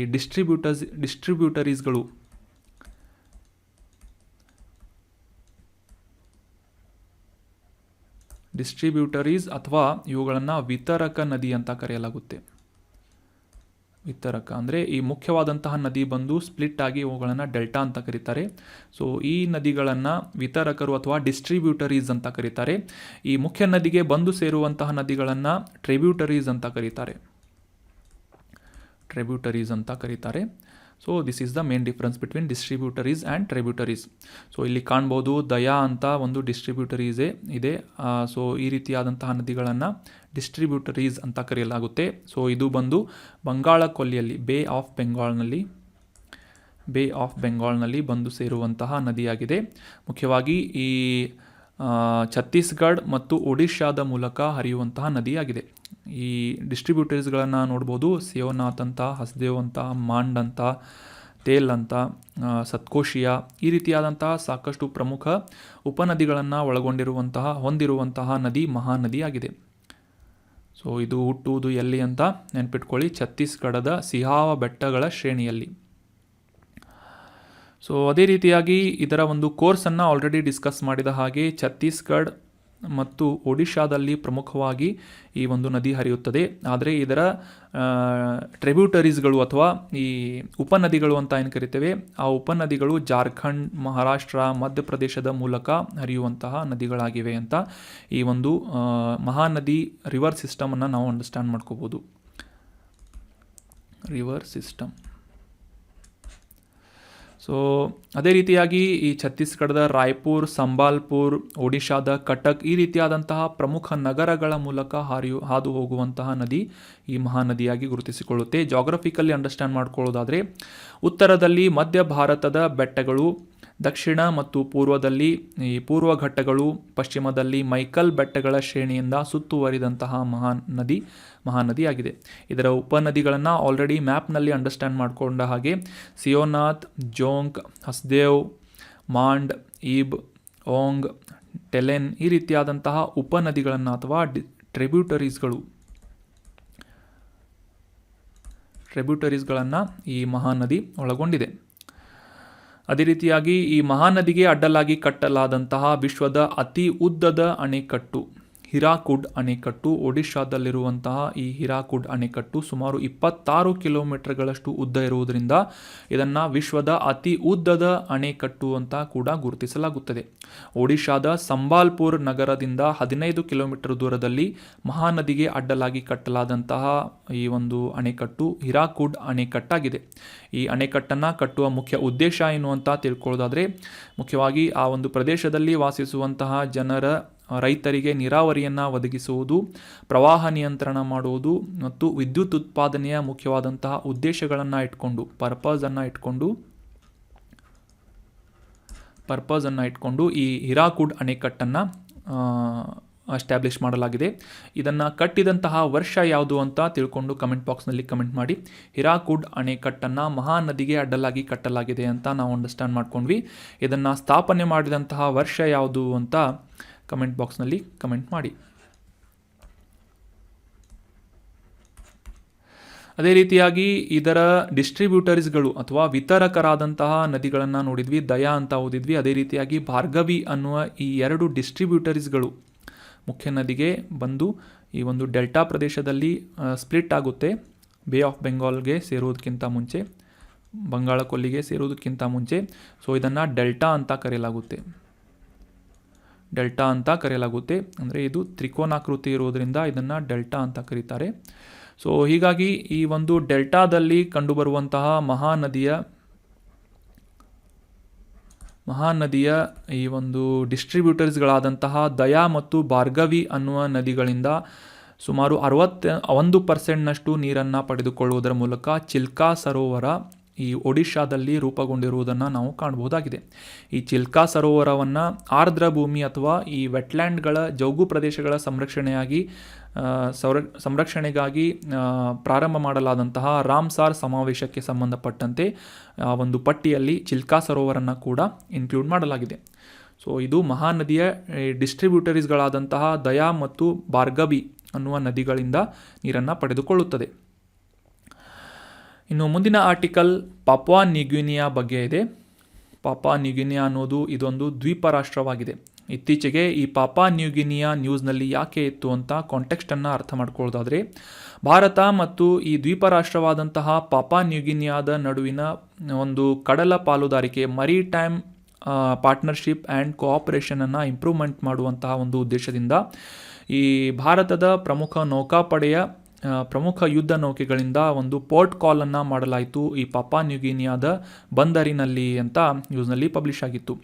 ಮುಖ್ಯವಾಗಿ ಇದರ ಉದ್ದೇಶ ಏನು ಅಂತಂದರೆ, ಈ ಎರಡೂ ದೇಶಗಳ ನಡುವಿನ ಒಂದು ಮರಿಟೈಮ್ ಕೋಆಪರೇಷನ್ ಮತ್ತು ಪಾರ್ಟ್ನರ್ಶಿಪ್ಪನ್ನು ಇನ್ಕ್ರೀಸ್ ಮಾಡುವಂತಹ ಅಥವಾ ವರ್ಧಿಸುವಂತಹ ನಿಟ್ಟಿನಲ್ಲಿ ಈ ಒಂದು ಪಾಪುವಾ ನ್ಯೂಗಿನಿಯಾದೊಂದಿಗೆ ಭಾರತದ ಪ್ರಮುಖ ಎರಡು ಯುದ್ಧ ನೌಕೆಗಳಿಂದ ಒಂದು ಪೋರ್ಟ್ ಕಾಲನ್ನು ಮಾಡಲಾಯಿತು ಪೋರ್ಟ್ ಮೊರೆಸ್ಬಿಯಲ್ಲಿ ಅಂತ ನ್ಯೂಸ್ನಲ್ಲಿ ಪಬ್ಲಿಷ್ ಆಗಿತ್ತು. ಪೋರ್ಟ್ ಮೊರೆಸ್ಬಿ ಅಂತಂದರೆ, ಈ ಮೊರೆಸ್ಬಿ ಅನ್ನೋದು ಈ ಪಾಪುವಾ ನ್ಯೂಗಿನಿಯಾದ ರಾಜಧಾನಿಯಾಗಿದೆ. ಸೊ ಆ ಒಂದು ಪ್ರದೇಶದಲ್ಲಿ ಈ ಭಾರತದ ನೌಕಾಪಡೆಗಳು ಒಂದು ಪೋರ್ಟ್ ಕಾಲ್ ಮಾಡಿದ್ದು ಅಂತ ನ್ಯೂಸ್ನಲ್ಲಿ ಪಬ್ಲಿಷ್ ಆಗಿತ್ತು. ಸೊ ಇದಕ್ಕಿಂತ ಕಾಂಟೆಕ್ಸ್ಟ್ಗಿಂತ ಇಂಪಾರ್ಟೆಂಟ್ ಆಗಿ ನಮಗೆ ಈ ಪಾಪುವಾ ನ್ಯೂಗಿನಿಯಾದ ಲೊಕೇಶನ್ ಇಂಪಾರ್ಟೆಂಟ್ ಆಗುತ್ತೆ. ಯಾಕಂದರೆ ಈ ಒಂದು ದ್ವೀಪ ರಾಷ್ಟ್ರ ನ್ಯೂಸ್ನಲ್ಲಿದೆ, ಇದರ ಮೇಲೆ ಎಕ್ಸಾಮ್ನಲ್ಲಿ ಕ್ವಶನ್ಗಳು ಬರ್ಬೋದು. ಮುಖ್ಯವಾಗಿ ಈ ಪೆಸಿಫಿಕ್ ಮಹಾಸಾಗರದಲ್ಲಿ ಅಂತ ಆಲ್ರೆಡಿ ಡಿಸ್ಕಸ್ ಮಾಡಿದ್ವಿ. ನೈಋತ್ಯ ಪೆಸಿಫಿಕ್ ಮಹಾಸಾಗರದಲ್ಲಿರುವಂತಹ ದ್ವೀಪಗಳ ರಾಷ್ಟ್ರವಾಗಿ ಪಾಪುವಾ ನ್ಯೂಗಿನಿಯಾ ಗುರುತಿಸಿಕೊಳ್ಳುತ್ತದೆ. ಇಂಡೋನೇಷಿಯಾವನ್ನು ಹೊರತುಪಡಿಸಿ ಎರಡನೇ ಅತಿ ದೊಡ್ಡದಾದಂತಹ ದ್ವೀಪ ರಾಷ್ಟ್ರ ಯಾವುದು ಅಂತಂದರೆ ಪಾಪುವಾ ನ್ಯೂಗಿನಿಯಾ ಆಗಿದೆ. ಸೊ ಇದರ ಮ್ಯಾಪನ್ನು ಕೂಡ ಅಂಡರ್ಸ್ಟ್ಯಾಂಡ್ ಮಾಡ್ಕೋಣ. ಇದರ ನೆರೆಹೊರೆಯ ರಾಷ್ಟ್ರಗಳನ್ನು ನೋಡೋದಾದರೆ ಇಂಡೋನೇಷಿಯಾ, ಆಸ್ಟ್ರೇಲಿಯಾ, ಸೊಲೊಮನ್ ದ್ವೀಪಗಳನ್ನು ಮುಖ್ಯವಾಗಿ ನೆರೆಹೊರೆಯ ರಾಷ್ಟ್ರಗಳನ್ನಾಗಿ ಈ ಪಾಪುವಾ ನ್ಯೂಗಿನಿಯಾ ಹೊಂದಿದೆ. ಆಗಲೇ ತಿಳಿಸಿದ ಹಾಗೆ ಪೋರ್ಟ್ ಮೊರೆಸ್ಬಿ ಅನ್ನುವುದು ಈ ಪಾಪುವಾ ನ್ಯೂಗಿನಿಯಾದ ರಾಜಧಾನಿಯಾಗಿದೆ. ಈ ಒಂದು ಮ್ಯಾಪ್ನಲ್ಲಿ ಕ್ಲಿಯರ್ ಆಗಿ ಅಂಡರ್ಸ್ಟ್ಯಾಂಡ್ ಮಾಡ್ಕೋಣ. ಪೆಸಿಫಿಕ್ ಮಹಾಸಾಗರದ ನೈಋತ್ಯ ಭಾಗದಲ್ಲಿ, ಇದು ಪೆಸಿಫಿಕ್ ಮಹಾಸಾಗರ, ಇದರ ನೈಋತ್ಯ ಭಾಗದಲ್ಲಿ ಸೌತ್ ವೆಸ್ಟ್ ಅಂತ ಕರಿತೇವೆ. ಸೌತ್ ವೆಸ್ಟ್ ಪ್ರದೇಶದಲ್ಲಿರುವಂತಹ ಒಂದು ದ್ವೀಪ ಸಮೂಹಗಳ ರಾಷ್ಟ್ರ ಯಾವುದು ಅಂತಂದರೆ ಪಾಪಾ ನ್ಯೂಗಿನಿಯಾ ಆಗಿದೆ. ಇದರ ದಕ್ಷಿಣ ಭಾಗದಲ್ಲಿ ಆಸ್ಟ್ರೇಲಿಯಾವನ್ನು, ಪಶ್ಚಿಮ ಭಾಗದಲ್ಲಿ ಇಂಡೋನೇಷ್ಯಾ ಮತ್ತು ಪೂರ್ವ ಭಾಗದಲ್ಲಿ ಸೊಲೊಮೊನ್ ಐಲ್ಯಾಂಡ್ಸ್, ಇದು ಕೂಡ ದ್ವೀಪ ರಾಷ್ಟ್ರವಾಗಿದೆ. ಸೊಲೊಮೊನ್ ಐಲ್ಯಾಂಡ್ಸ್ ಬಗ್ಗೆ ರೀಸೆಂಟಾಗಿ ನಾವು ಡೀಟೇಲ್ ಆಗಿ ಅಂಡರ್ಸ್ಟ್ಯಾಂಡ್ ಮಾಡ್ಕೊಂಡಿದ್ವಿ, ಆ ಒಂದು ಲೊಕೇಶನನ್ನು ಮತ್ತು ಆ ಒಂದು ದೇಶದ ಪ್ರಾಮುಖ್ಯತೆಯನ್ನು. ಅದೇ ರೀತಿಯಾಗಿ ಪಾಪಾ ನ್ಯೂಗಿನಿಯಾದ ರಾಜಧಾನಿ ಯಾವುದು ಅಂತ ಕೂಡ ತಿಳ್ಕೊಂಡು, ಪೋರ್ಟ್ ಮೊರೆಸ್ಬಿ ಅನ್ನೋದು ಪಾಪಾ ನ್ಯೂಗಿನಿಯಾದ ರಾಜಧಾನಿಯಾಗಿದೆ. So that was about detailed information of Papua New Guinea. ಇದು ಪೆಸಿಫಿಕ್ ಮಹಾಸಾಗರದಲ್ಲಿರುವಂತಹ ಒಂದು ದ್ವೀಪ ಸಮೂಹಗಳ ರಾಷ್ಟ್ರವಾಗಿದೆ. ಈ ದ್ವೀಪ ಸಮೂಹಗಳ ರಾಷ್ಟ್ರವಾದಂತಹ ಇಂಡೋನೇಷ್ಯಾ ವಿಶ್ವದಲ್ಲೇ ಅತಿ ದೊಡ್ಡದಾದಂತಹ ಈ ದ್ವೀಪ ಸಮೂಹಗಳ ರಾಷ್ಟ್ರವಾದರೆ ಎರಡನೇ ಅತಿ ದೊಡ್ಡ ದ್ವೀಪ ಸಮೂಹಗಳ ರಾಷ್ಟ್ರ ಯಾವುದು ಅಂತಂದರೆ ಪಾಪಾ ನ್ಯೂಗಿನಿಯಾ ಆಗಿದೆ. ಇದು ಇಂಡೋನೇಷ್ಯಾದ ಪೂರ್ವ ಭಾಗದಲ್ಲಿದೆ ಅಂತ ನಾವು ಅಂಡರ್ಸ್ಟ್ಯಾಂಡ್ ಮಾಡ್ಕೊಂಡ್ವಿ. ಇದರ ಒಂದು ಭೂಪ್ರದೇಶವನ್ನು ನೋಡೋದಾದರೆ ಸಾಮಾನ್ಯವಾಗಿ ಈ ಒಂದು ಪರ್ವತಮಯವಾದಂತಹ ಮತ್ತು ತಗ್ಗು ಪ್ರದೇಶದಿಂದ ಒಳಗೊಂಡಿರುವಂತಹ ಒಂದು ಭೌಗೋಳಿಕವಾಗಿ ವೈವಿಧ್ಯತೆಯನ್ನು ಹೊಂದಿದಂತಹ ಪ್ರದೇಶ ಈ ಪಾಪಾ ನ್ಯೂಗಿನಿಯಾ ದೇಶವಾಗಿದೆ. ಸುಮಾರು 40,000 ವರ್ಷಗಳಿಂದಲೂ ಕೂಡ ಈ ಒಂದು ಪ್ರದೇಶದಲ್ಲಿ ಮೆಲನೇಷಿಯನ್ ಅಂತ ಕರೆಸಿಕೊಳ್ಳುವಂತಹ ಸಮುದಾಯದವರು ವಾಸವಾಗಿರುವುದನ್ನು ನಾವು ಕಾಣಬಹುದಾಗಿದೆ. ಕಮ್ಯುನಿಟಿ 40,000 ವರ್ಷಗಳಿಂದ ಮೆಲನೇಷಿಯನ್ ಅನ್ನುವ ಕಮ್ಯುನಿಟಿ ಈ ಒಂದು ಪ್ರದೇಶದಲ್ಲಿ ವಾಸವಾಗಿರುವುದನ್ನು ನಾವು ಕಾಣಬಹುದು ಪಾಪಾ ನ್ಯೂಗಿನಿಯಾ ದೇಶದಲ್ಲಿ. ಇಂಗ್ಲಿಷ್ ಈ ಒಂದು ಪ್ರದೇಶದಲ್ಲಿ ಅಧಿಕೃತವಾದಂತಹ ಸರ್ಕಾರಿ ಮತ್ತು ವಾಣಿಜ್ಯದ ಮುಖ್ಯ ಭಾಷೆಯಾಗಿದ್ದರೂ ಸಹ 800ಕ್ಕೂ ಹೆಚ್ಚು ಭಾಷೆಗಳನ್ನು ಈ ಪಾಪಾ ನ್ಯೂಗಿನಿಯಾ ಪ್ರದೇಶದಲ್ಲಿ ಮಾತನಾಡಲಾಗುತ್ತದೆ. ವಿಶ್ವದ ಅತ್ಯಂತ ವೈವಿಧ್ಯಮಯವಾದಂತಹ ದೇಶವಾಗಿ ಕೂಡ ಈ ಪಾಪಾ ನ್ಯೂಗಿನಿಯಾ ಗುರುತಿಸಿಕೊಳ್ಳುತ್ತೆ. ಸಾಮಾನ್ಯವಾಗಿ ಇಲ್ಲಿ ಮಾತನಾಡುವಂತಹ ಅಧಿಕ ಸಂಖ್ಯೆಯ ಜನರಿಂದ ಮಾತನಾಡಲಾಗುವಂತಹ ಭಾಷೆ ಯಾವುದು ಅಂತಂದರೆ ಟೋಕ್ ಪಿಸಿನಿ ಆಗಿದೆ. ಟೋಕ್ ಪಿಸಿನಿ ಈಸ್ ದ ಮೋಸ್ಟ್ ಪಾಪ್ಯುಲರ್ ಭಾಷೆಯಾಗಿದೆ, ಪಾಪ್ಯುಲರ್ ಲ್ಯಾಂಗ್ವೇಜ್ ಆಗಿದೆ. ಅದೇ ರೀತಿಯಾಗಿ 1973ರಲ್ಲಿ ಸ್ವತಂತ್ರವಾದಂತಹ ಆಡಳಿತವನ್ನು ಹೊಂದಿದಂತಹ ಪಾಪಾ ನ್ಯೂಗಿನಿಯಾ ಇತ್ತೀಚೆಗೆ ಅಂದರೆ 16 ಸೆಪ್ಟೆಂಬರ್ 1975ರಲ್ಲಿ ಸ್ವತಂತ್ರವಾದಂತಹ ರಾಷ್ಟ್ರವಾಗಿದೆ. ಬ್ರಿಟಿಷರಿಂದ ಸ್ವತಂತ್ರವಾದಂತಹ ರಾಷ್ಟ್ರ ಇತ್ತೀಚೆಗೆ ಅಂದರೆ 1975ರಲ್ಲಿ ಪಾಪಾ ನ್ಯೂಗಿನಿಯಾ ದ್ವೀಪ ಸಮೂಹಗಳ ರಾಷ್ಟ್ರ ರಾಜಪ್ರಭುತ್ವ ಮತ್ತು ಕಾಮನ್ವೆಲ್ತ್ನ ಸದಸ್ಯತ್ವವನ್ನು ಕೂಡ ಹೊಂದಿದೆ. ಸೊ ಬ್ರಿಟಿಷ್ ಆಡಳಿತದಲ್ಲಿದ್ದಂತಹ ಪಾಪಾ ನ್ಯೂಗಿನಿಯಾ 16 ಸೆಪ್ಟೆಂಬರ್ 1975ರಲ್ಲಿ ಸ್ವತಂತ್ರವಾದಂತಹ ಇಂಡಿಪೆಂಡೆಂಟ್ ಆದಂತಹ ಒಂದು ರಾಷ್ಟ್ರವಾಗಿ ಗುರುತಿಸಿಕೊಳ್ಳುತ್ತದೆ. ಸೊ ಇತ್ತೀಚೆಗೆ ಈ ಸ್ಟ್ರಾಟಜಿಕಲ್ ಪಾಯಿಂಟ್ ಆಫ್ ವ್ಯೂ ಆಗಿರ್ಬೋದು ಅಥವಾ ವಾಣಿಜ್ಯದ ಉದ್ದೇಶದಿಂದ ಆಗಿರ್ಬೋದು ಭಾರತ ಮತ್ತು ಈ ಪಾಪಾ ನ್ಯೂಗಿನಿಯಾಗಳ ನಡುವಿನ ಉತ್ತಮವಾದಂಥ ಬಾಂಧವ್ಯವನ್ನು ಮತ್ತು ಸಹಕಾರವನ್ನು ಇಂಪ್ರೂವ್ಮೆಂಟ್ ಮಾಡುವಂತಹ ನಿಟ್ಟಿನಲ್ಲಿ ಈ ನಮ್ಮ ಯುದ್ಧ ನೌಕೆಗಳಿಂದ ಒಂದು ಪೋರ್ಟ್ ಕಾಲನ್ನು ಮಾಡಲಾಯಿತು ಅಂತ ಅನ್ನೋ ಕಾಂಟೆಕ್ಸ್ಟನ್ನು ಕೂಡ ನಾವು ಅಂಡರ್ಸ್ಟ್ಯಾಂಡ್ ಮಾಡ್ಕೊಂಡ್ವಿ. ಇನ್ನು ಮುಂದಿನ ಆರ್ಟಿಕಲ್, ಭಾರತದಲ್ಲಿ ವಿದೇಶಿ ವಿದ್ಯಾರ್ಥಿಗಳಿಗೆ ಉನ್ನತ ಶಿಕ್ಷಣವನ್ನು ಒದಗಿಸುವಂತಹ ನಿಟ್ಟಿನಲ್ಲಿ ಪ್ರಾರಂಭಿಸಲಾದಂತಹ ಸ್ಟಡಿ ಇನ್ ಇಂಡಿಯಾ ಅನ್ನುವ ಈ ಒಂದು ಯೋಜನೆಯ ಅಡಿಯಲ್ಲಿ ಒಂದು ಆನ್ಲೈನ್ ಪ್ಲ್ಯಾಟ್ಫಾರ್ಮ್ ಅಥವಾ ಪೋರ್ಟಲನ್ನು ಲಾಂಚ್ ಮಾಡಲಾಗಿದೆ ಅಂತ ಭಾರತದ ಕೇಂದ್ರ ಶಿಕ್ಷಣ ಸಚಿವಾಲಯದಿಂದ ಒಂದು ಇನ್ಫಾರ್ಮೇಷನನ್ನು ಶೇರ್ ಮಾಡಲಾಗಿತ್ತು. ಸೊ ಹೀಗಾಗಿ ಸ್ಟಡಿ ಇನ್ ಇಂಡಿಯಾ SII ಅನ್ನುವ ಈ ಒಂದು ಪೋರ್ಟಲ್ ಕುರಿತಾದಂತಹ ಮತ್ತು ಈ ಒಂದು ಯೋಜನೆಯ ಕುರಿತಾದಂತಹ ಪ್ರಮುಖ ಮಾಹಿತಿಗಳನ್ನು ಈ ಆರ್ಟಿಕಲ್ನಲ್ಲಿ ಡಿಸ್ಕಸ್ ಮಾಡೋಣ. ಭಾರತದಲ್ಲಿ ಉನ್ನತ ಶಿಕ್ಷಣ ಸಂಸ್ಥೆಗಳ ಕುರಿತಾದಂತಹ ಮಾಹಿತಿಯನ್ನು ನೀಡುವಂತಹ ಒಂದು ವೆಬ್ ಪೋರ್ಟಲ್ ಆಗಿ ಸ್ಟಡಿ ಇನ್ ಇಂಡಿಯಾ ಅನ್ನುವ ಪೋರ್ಟಲನ್ನು ಭಾರತದ ಶಿಕ್ಷಣ ಸಚಿವಾಲಯದಿಂದ ಲಾಂಚ್ ಮಾಡಲಾಗಿದೆ. ಇದರ ಮುಖ್ಯ ಗುರಿ ಏನು ಅಂತಂದರೆ ವಿದೇಶಿ ವಿದ್ಯಾರ್ಥಿಗಳಿಗೆ ಭಾರತದಲ್ಲಿ ಶಿಕ್ಷಣದ ಒಂದು ಅನುಕೂಲವನ್ನು ಮಾಡಿಕೊಡುವುದು, ಅದೇ ರೀತಿಯಾಗಿ ಆ ಸೌಲಭ್ಯವನ್ನು ಆಕ್ಸೆಸ್ ಮಾಡಿಕೊಳ್ಳುವಂತೆ ವಿದ್ಯಾರ್ಥಿಗಳಿಗೆ ಸಹಕಾರ ನೀಡುವುದು ಮತ್ತು ಜಾಗತಿಕವಾಗಿ ಭಾರತವನ್ನು ಈ ಎಜುಕೇಷನಲ್ ಹಬ್ ಆಗಿ, ಅದರಲ್ಲೂ ಮುಖ್ಯವಾಗಿ ಹೈಯರ್ ಎಜುಕೇಷನಲ್ ಹಬ್ ಆಗಿ ಮಾಡುವಂತಹ ನಿಟ್ಟಿನಲ್ಲಿ ಸ್ಟಡಿ ಇನ್ ಇಂಡಿಯಾ ಅನ್ನುವ ಈ ಒಂದು ಆನ್ಲೈನ್ ಪೋರ್ಟಲನ್ನು ಲಾಂಚ್ ಮಾಡಲಾಗಿದೆ. ಈ ಒಂದು ಆನ್ಲೈನ್ ಪೋರ್ಟಲ್ ಮೂಲಕ ವಿದೇಶಿ ವಿದ್ಯಾರ್ಥಿಗಳು ಪದವಿ ಪೂರ್ವ, ಸ್ನಾತಕೋತ್ತರ, ಡಾಕ್ಟರೇಟ್ ಕಾರ್ಯಕ್ರಮಗಳನ್ನು ಅಥವಾ ಡಾಕ್ಟರೇಟ್ ಪದವಿಗಳನ್ನು ಪಡೆದುಕೊಳ್ಳುವಂತಹ ನಿಟ್ಟಿನಲ್ಲಿ ಭಾರತದಲ್ಲಿ ಹೊಂದಿರುವಂತಹ ಈ ಹೈಯರ್ ಎಜುಕೇಷನಲ್ ಇನ್ಸ್ಟಿಟ್ಯೂಷನ್ ಅಥವಾ ಉನ್ನತ ಶಿಕ್ಷಣ ಸಂಸ್ಥೆಗಳಿಗೆ ಅವುಗಳ ಕೋರ್ಸ್ಗಳಿಗೆ ಆಕ್ಸೆಸ್ಸನ್ನು ಮಾಡಿಕೊಳ್ಳುವಂತಹ ಒಂದು ನಿಟ್ಟಿನಲ್ಲಿ ಸಹಾಯ ಮಾಡುವಂತಹ portal study in India portal ಆಗಿದೆ. ಅಷ್ಟೇ ಅಲ್ಲದೆ ಭಾರತೀಯ ಜ್ಞಾನ ವ್ಯವಸ್ಥೆ ಕೋರ್ಸ್ಗಳಾದಂತಹ ಇಂಡಿಯನ್ ನಾಲೆಜ್ ಸಿಸ್ಟಮ್ನ ಕೋರ್ಸಸ್ಗಳಾದಂತಹ ಯೋಗ ಆಗಿರ್ಬೋದು, ಆಯುರ್ವೇದ ಆಗಿರ್ಬೋದು, ಶಾಸ್ತ್ರೀಯ ಕಲೆಗಳಾಗಿರ್ಬೋದು, ಈ ರೀತಿಯಾದಂತಹ ಕೋರ್ಸ್ಗಳನ್ನು ಕೂಡ ಇಂಟ್ರೊಡ್ಯೂಸ್ ಮಾಡುವಂತಹ ನಿಟ್ಟಿನಲ್ಲಿ ಈ ಸ್ಟಡಿ ಇನ್ ಇಂಡಿಯಾ ಅನ್ನುವ ಪೋರ್ಟಲನ್ನು ಶಿಕ್ಷಣ ಸಚಿವಾಲಯದಿಂದ ಲಾಂಚ್ ಮಾಡಲಾಗಿದೆ. ಈ ವಿದೇಶಿ ವಿದ್ಯಾರ್ಥಿಗಳು ಈ ಒಂದು ಪೋರ್ಟಲ್ ಮೂಲಕ ತಮ್ಮ ಇಂಟ್ರೆಸ್ಟ್ ಇರುವಂತಹ ಕೋರ್ಸ್ಗಳಿಗೆ ನೋಂದಣಿ ಮಾಡಿಕೊಳ್ಬೋದು. ಅದೇ ರೀತಿಯಾಗಿ ಈ ಹೈಯರ್ ಎಜುಕೇಷನಲ್ ಇನ್ಸ್ಟಿಟ್ಯೂಷನ್ ಹೆಸರಾಂತ ಶಿಕ್ಷಣ ಸಂಸ್ಥೆಗಳ ಮೂಲಕ ಒಂದು ವೀಸಾ ಅರ್ಜಿಗೆ ಅಪ್ಲೈ ಮಾಡುವುದಾಗಿರ್ಬೋದು. ನಂತರ ಅವರಿಗೆ ಇಂಟ್ರೆಸ್ಟ್ ಇರುವಂತಹ ಕೋರ್ಸ್ಗಳನ್ನು ಆಯ್ಕೆ ಮಾಡಿಕೊಂಡು ಇನ್ಸ್ಟಿಟ್ಯೂಷನ್ಗಳನ್ನು ಆಯ್ಕೆ ಮಾಡಿಕೊಂಡು ನಂತರ ಆ ಒಂದು ಶಿಕ್ಷಣ ಸಂಸ್ಥೆಗಳಿಂದ ಆಫರ್ ಲೆಟರ್ಗಳನ್ನು ಪಡೆದುಕೊಳ್ಳುವಂತಹ ಒನ್ ಪ್ಲ್ಯಾಟ್ಫಾರ್ಮ್ ಅಂದರೆ ಸಿಂಗಲ್ ವಿಂಡೋ ಪ್ಲ್ಯಾಟ್ಫಾರ್ಮ್ ಆಗಿ ಈ ಭಾರತದಲ್ಲಿ ಅಧ್ಯಯನ ಪೋರ್ಟಲ್ ಅಥವಾ ಸ್ಟಡಿ ಇನ್ ಇಂಡಿಯಾ ಪೋರ್ಟಲ್ ಕೆಲಸವನ್ನು ಮಾಡ್ತಾ ಇದೆ. ಭಾರತದಲ್ಲಿ ಈ ಉನ್ನತ ಶಿಕ್ಷಣದ ಅವಕಾಶಗಳನ್ನು ಅಂತಾರಾಷ್ಟ್ರೀಯ ಮಟ್ಟಗಳಲ್ಲಿ ವಿದ್ಯಾರ್ಥಿಗಳಿಗೆ ಅವೈಲೇಬಲ್ ಮಾಡಿಕೊಡುವುದು, ಸುವ್ಯವಸ್ಥಿತವಾದಂತಹ ಮತ್ತು ಸುಸಂಘಟಿತವಾದಂತಹ ಅಪ್ಲಿಕೇಶನ್ ಪ್ರಕ್ರಿಯೆಗಳನ್ನು ಕ್ಯಾರಿ ಮಾಡುವಂತಹ ಒಂದು ಉದ್ದೇಶವನ್ನು ಈ ಸ್ಟಡಿ ಇನ್ ಇಂಡಿಯಾ ಪೋರ್ಟಲ್ ಹೊಂದಿದೆ. ಸೊ ಈ ಸ್ಟಡಿ ಇನ್ ಇಂಡಿಯಾ ಪೋರ್ಟಲ್ ಆಯಿತು, ಈಗ ರೀಸೆಂಟಾಗಿ ಲಾಂಚ್ ಮಾಡಿದಂಥ ಪೋರ್ಟಲ್ ಅಂತ, ಆನ್ಲೈನ್ ಪೋರ್ಟಲ್ ಅಂತ ಅಂಡರ್ಸ್ಟ್ಯಾಂಡ್ ಮಾಡ್ಕೊಂಡ್ವಿ. ಅದೇ ರೀತಿಯಾಗಿ 2018ರಲ್ಲಿ ಕೇಂದ್ರ ಶಿಕ್ಷಣ ಸಚಿವಾಲಯದಿಂದ ಈ ಭಾರತದಲ್ಲಿ ಅಧ್ಯಯನ ಅಥವಾ ಸ್ಟಡಿ ಇನ್ ಇಂಡಿಯಾ ಅನ್ನುವ ಒಂದು ಕಾರ್ಯಕ್ರಮವನ್ನು ಕೂಡ ಪ್ರಾರಂಭ ಮಾಡಲಾಗಿತ್ತು. ನೆನ್ಪಿಟ್ಕೊಳ್ಳಿ, 2018ರಲ್ಲಿ ಶಿಕ್ಷಣ ಸಚಿವಾಲಯದಿಂದ ಈ ಒಂದು ಪ್ರೋಗ್ರಾಮನ್ನು ಲಾಂಚ್ ಮಾಡಲಾಗಿತ್ತು. So that was about brief information of study in India portal and study in India program. ಇನ್ನು ಮುಂದಿನ ಆರ್ಟಿಕಲ್, ಸತ್ಯಮಂಗಲಂ ಹುಲಿ ಸಂರಕ್ಷಿತ ಪ್ರದೇಶ ರೀಸೆಂಟಾಗಿ ನ್ಯೂಸ್ನಲ್ಲಿತ್ತು. ಯಾಕೆ ಅಂತ ಕಾಂಟೆಕ್ಸ್ಟನ್ನು ಅರ್ಥ ಮಾಡ್ಕೊಳ್ಳೋದಾದರೆ, ಈ ಸತ್ಯಮಂಗಲ ಟೈಗರ್ ರಿಸರ್ವ್ನಲ್ಲಿ ಜಿಂಕೆಗಾಗಿ ಒಂದು ಬಲೆಯನ್ನು ಹಾಕಲಾಗಿತ್ತು. ಈ ಬಲೆಯಲ್ಲಿ ಜಿಂಕೆಯ ಬದಲಾಗಿ ಗಂಡು ಹುಲಿಯೊಂದು ಸಿಲುಕಿ ಹಾಕಿಕೊಂಡು ಸತ್ತು ಹೋಗಿದೆ ಅಂತ ಈ ಸತ್ಯಮಂಗಲಂ ಟೈಗರ್ ರಿಸರ್ವ್ ರೀಸೆಂಟಾಗಿ ನ್ಯೂಸ್ನಲ್ಲಿ ಬಂದಿತ್ತು. ಸೊ ಹೀಗಾಗಿ ಈ ಎನ್ವೈರ್ಮೆಂಟ್ ಪಾಯಿಂಟ್ ಆಫ್ ವ್ಯೂ ಅಥವಾ ಪರಿಸರ ವಿಜ್ಞಾನಕ್ಕೆ ಸಂಬಂಧಪಟ್ಟಂತೆ ಈ ಹುಲಿ ಸಂರಕ್ಷಿತ ಪ್ರದೇಶ ಆಗಿರ್ಬೋದು, ವೈಲ್ಡ್ ಲೈಫ್ ಸ್ಯಾಂಕ್ಚುರಿ ಆಗಿರ್ಬೋದು, ನ್ಯೂಸ್ನಲ್ಲಿ ಸುದ್ದಿಯಲ್ಲಿದ್ದಂತಹ ಕೆಲವೊಂದಿಷ್ಟು ಈ ರೀತಿಯಾದಂತಹ ಸಂರಕ್ಷಿತ ಪ್ರದೇಶಗಳ ಲೊಕೇಶನ್ ಕುರಿತಾದಂತಹ ಮಾಹಿತಿಗಳನ್ನು ಅಥವಾ ಕ್ವಶನ್ಗಳನ್ನು ಎಕ್ಸಾಮ್ನಲ್ಲಿ ಕೇಳ್ತಾ ಇರ್ತಾರೆ. ಹೀಗಾಗಿ ಈ ಒಂದು ಸತ್ಯಮಂಗಲಂ ಹುಲಿ ಸಂರಕ್ಷಿತ ಪ್ರದೇಶದ ಕುರಿತಾದಂತಹ ಕೆಲವೊಂದಿಷ್ಟು ಬೇಸಿಕ್ ಇನ್ಫಾರ್ಮೇಷನ್ಗಳನ್ನು ಈ ಒಂದು ಆರ್ಟಿಕಲ್ನಲ್ಲಿ ಅಂಡರ್ಸ್ಟ್ಯಾಂಡ್ ಮಾಡ್ಕೊಳ್ಳೋದಕ್ಕೆ ಪ್ರಯತ್ನವನ್ನು ಪಡೋಣ. ಮೊದಲಿಗೆ ಇಂಪಾರ್ಟೆಂಟ್ ಆಗಿದ್ದೇನು ಅಂತಂದರೆ ಇದರ ಲೊಕೇಶನ್ ಆಗಿದೆ.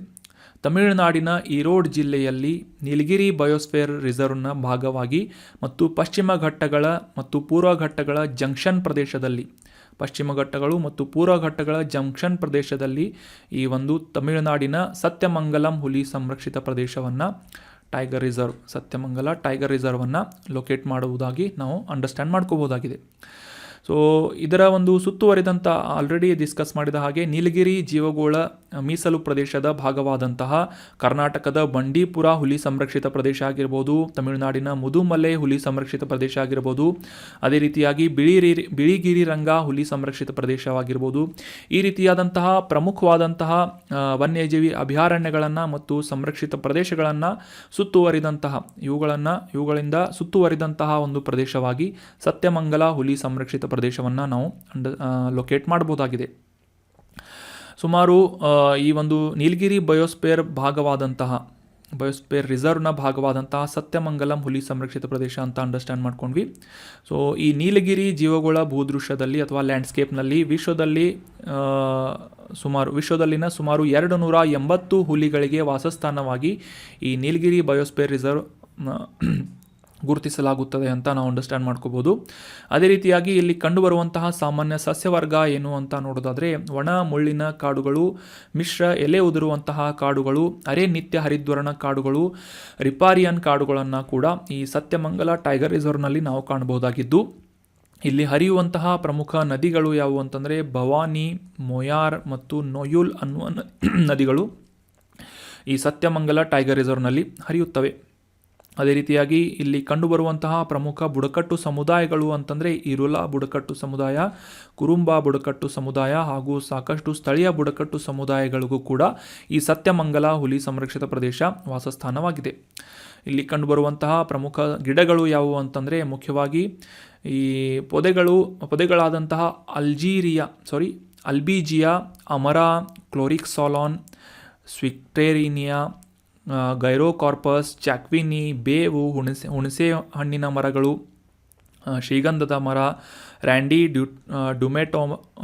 ಡುಮೆಟೋರಮ್, ಜಿಜಿಫಸ್ ಮತ್ತು ಇದರ ಸಹವರ್ತಿಯಾದಂತಹ ಸಾಕಷ್ಟು ವಿಶೇಷ ರೀತಿಯ ವೈವಿಧ್ಯಮಯವಾದಂತಹ ಮರಗಳನ್ನು ಈ ಸತ್ಯಮಂಗಲ ಹುಲಿ ಸಂರಕ್ಷಿತ ಪ್ರದೇಶದಲ್ಲಿ ನಾವು ಕಾಣಬಹುದಾಗಿದ್ದು, ಇದರ ಫೌನಾ ಬಗ್ಗೆ ನೋಡೋದಾದರೆ, ಫೌನಾ ಅಂದರೆ ಪ್ರಾಣಿ ವರ್ಗವನ್ನು ಫೌನಾ ಅಂತ ಕರೀತಾರೆ, ಸಸ್ಯವರ್ಗವನ್ನು ಫ್ಲೋರಾ ಅಂತ ಕರೀತಾರೆ.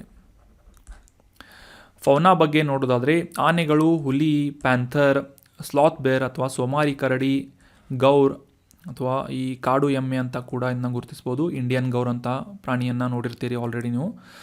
ಬ್ಲ್ಯಾಕ್ ಬಕ್ ಆಗಿರ್ಬೋದು, ಜಿಂಕೆಯ ಪ್ರಜಾತಿ ಇದು. ಬ್ಲ್ಯಾಕ್ ಬಕ್ ಅಂದರೆ ಮಚ್ಚೆಯುಳ್ಳಂತಹ ಜಿಂಕೆ, ಕಾಡು ಹಂದಿ, ಕಪ್ಪು ನ್ಯಾಪ್ಡ್ ಮೊಲ ಆಗಿರ್ಬೋದು, ಸಾಮಾನ್ಯ ಲಂಗೂರ್, ನೀಲಗಿರಿ ಲಂಗೂರ್, ಸ್ಟ್ರೈಪ್ಡ್ ನೆಕ್ ಮುಂಗುಸಿ ಆಗಿರ್ಬೋದು, ಬಾನೆಟ್ ಮೊಕಾಕ್ ಆಗಿರ್ಬೋದು. ಈ ರೀತಿಯಾದಂತಹ ಪ್ರಮುಖ ಸಸ್ತನಿಗಳನ್ನು ನಾವು ಇಲ್ಲಿ ಕಾಣಬಹುದಾಗಿದೆ ಸತ್ಯಮಂಗಲ ಹುಲಿ ಸಂರಕ್ಷಿತ ಪ್ರದೇಶದಲ್ಲಿ ನಾವು ಕಾಣಬಹುದಾಗಿದೆ. So that was all about today's discussion. ಈಗ ಡಿಸ್ಕಸ್ ಮಾಡಲಾದಂತಹ ಎಲ್ಲ ಆರ್ಟಿಕಲ್ಸ್ಗಳನ್ನು ಈ ರಿವಿಷನ್ ಕ್ವಶನ್ಸ್ಗಳ ಅಥವಾ ಸ್ಟೇಟ್ಮೆಂಟ್ಗಳಿಗೆ ಆನ್ಸರ್ ಮಾಡುವುದರ ಮೂಲಕ, ಇವುಗಳ ಟ್ರೂ ಫಾಲ್ಸನ್ನು ಅಂಡರ್ಸ್ಟ್ಯಾಂಡ್ ಮಾಡ್ಕೊಳ್ಳೋದರ ಮೂಲಕ ಈ ಒಂದು ರಿವೈಸ್ ಮಾಡೋದಕ್ಕೆ ಪ್ರಯತ್ನವನ್ನು ಮಾಡೋಣ. ಪಪುವಾ ನ್ಯೂಗಿನಿಯಾ ಅನ್ನೋದು ನೈಋತ್ಯ ಅಟ್ಲಾಂಟಿಕ್ನಲ್ಲಿರುವಂತಹ ದ್ವೀಪ ರಾಷ್ಟ್ರವಾಗಿದೆ ಅಂತ ಮೊದಲನೇ ಸ್ಟೇಟ್ಮೆಂಟ್ ಇದೆ.